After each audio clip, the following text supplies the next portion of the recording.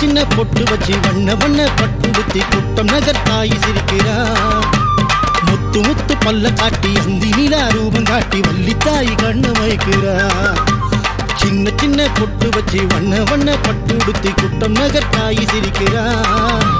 முத்து முத்து பல்ல காட்டி அந்தி நிலா ரூபம் காட்டி வள்ளி தாய் கண்ண வைக்கிறா.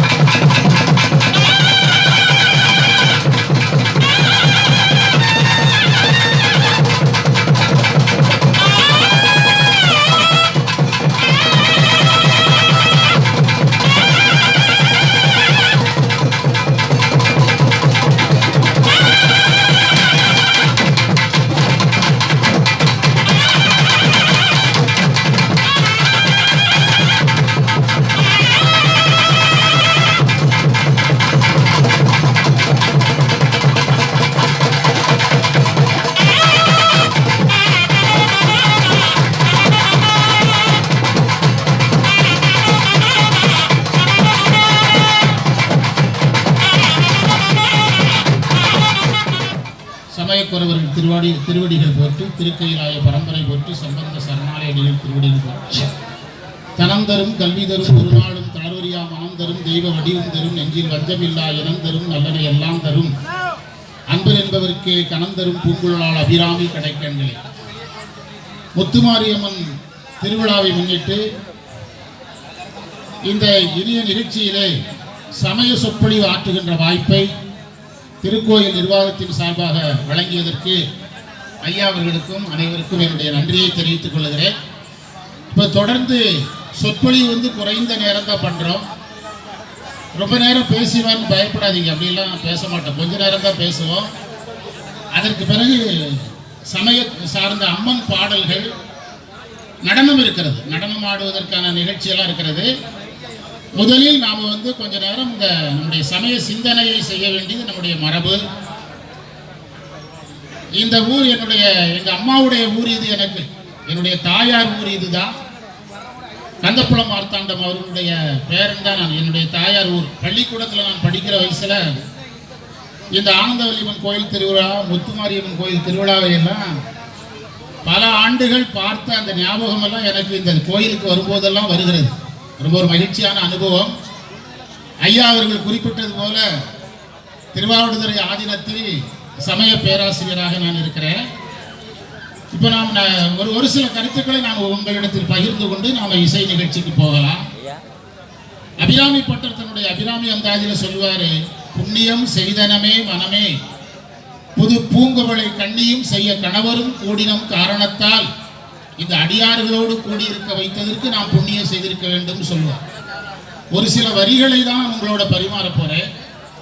இது போன்ற ஒரு அரிய திருவிழாவில் முத்துமாரியம்மனுடைய பெயரை சொல்லி, ஆனந்தவல்லியம்மன் பெயரை சொல்லி இந்த இடத்தில் நாம் கூடுவதற்கு கூட ஒரு மிகப்பெரிய புண்ணியத்தை செய்திருக்க வேண்டும். நம்முடைய முன்னோர்கள் செய்த அந்த மரபு, முன்னோர்கள் காத்த அந்த வழிபாட்டு முறைகள், அதெல்லாம் நம்ம இந்த சமய நெறியிலே நிறுத்துகிறது. எவ்வளவு பெரிய வேலை இருந்தாலும், என்னுடைய உறவினர்கள் நிறைய பேர் இந்த ஊருக்காரங்க சென்னையில் இருக்கிறாங்க. ஆனால் எவ்வளவு பெரிய வேலை இருந்தாலும் அந்த வேலைகளை எல்லாம் போட்டுவிட்டு இந்த திருவிழாவில் கலந்து கொள்ள வேண்டும் என்று இந்த ஆர்வத்தில் கலந்து கொள்வதை பார்க்கும்போது இந்த பக்தியினுடைய பெருக்கை நாம் பார்க்க முடிகிறது. இந்த வாய்ப்பு நமக்குள் இருக்கின்ற ஒரு நாம் முன்னோர் செய்த புண்ணியம் அல்லது நாம செய்த புண்ணியத்தினால தான் வருகிறது என்று சொல்லுகிறார். அதாவது நம்முடைய முன்னோர்கள் என்ன சொல்றாங்கன்னா, முதலில் ஒரு சமய நெறியில் நிற்பவர்கள் திருக்கோயில் வழிபாடு நன்றாக செய்ய வேண்டும். அதை இந்த பக்தர்களிடத்துலலாம் நம்ம பார்க்கிறோம். எல்லாருமே தீவிரமா நல்லா சாமி கும்பிடுறாங்க. அது முதல்ல ஒரு மனிதனுக்கு வேணுங்கிறாங்க. இரண்டாவது என்ன சொல்லுகிறாங்கன்னா, நம்ம கோயில்ல வழிபாடு செய்வதை பார்த்து அடுத்தது கொஞ்சம் கஷ்டம், நம்ம வீட்டிலேயும் கொஞ்சம் வழிபாடு செய்யும். நம்ம எந்த தெய்வத்தை விரும்பி வணங்குகிறோமோ அந்த தெய்வத்தை நம்ம வீட்டில் அதிக நேரம் வழிபாடு செய்யும். திருஞான சம்பந்தர் சொல்வார், இல்லக விளக்குது இருள் எடுப்பது, சொல்லக விளக்குது சோதி உள்ளது, பல்லக விளக்குது பலரும் காண்பது, நல்லக விளக்குது நமச்சிவாயவேங்கிறார். என்ன பொருள்னா, நம்ம வீட்டில் சாமிக்கு காலையிலும் மாலை நேரத்திலும் கட்டாயம் விளக்கேற்றணும். எவ்வளவு பிஸியா இருந்தாலும் சரி, எவ்வளவு வேலை இருந்தாலும் சரி. அதுல என்ன நன்மைன்னு சொன்னா, நமக்கு ஞானமும் வரும், செல்வம் வரும். அப்படி நம்முடைய சமயத்தில் சொல்லப்பட்டிருக்கிறது. அதிக காலை நேரத்தில் விளக்கேற்ற வேண்டிய நேரத்தில் விளக்கேற்றி, மாலை நேரத்தில் விளக்கேற்ற வேண்டிய நேரத்தில் விளக்கேற்றினால் நமக்கு ஞானமும் வரும், செல்வம் வரும், குழந்தைகளுக்கு படிப்பு நல்லா வரும் என்று சொல்றாங்க.